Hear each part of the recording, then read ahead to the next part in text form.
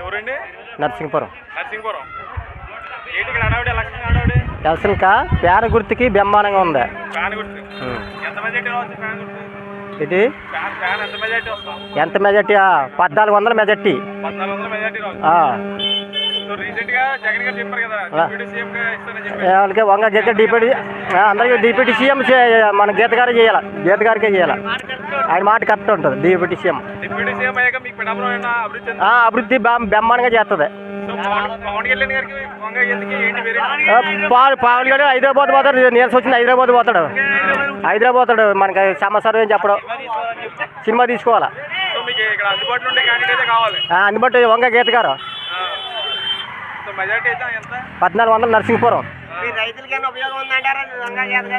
వంగ గీత గారు రైతులకి బ్రహ్మాండంగానే ఉంటుంది. వంగ గీత గారి మెజార్టీ రైతులకి బాగా ఉపయోగపడుతుంది.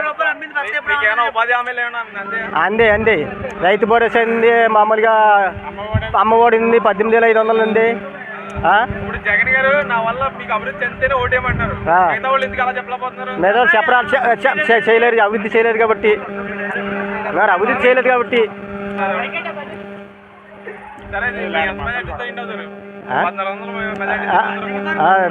నరసింహపురం 1400 మెజార్టీ.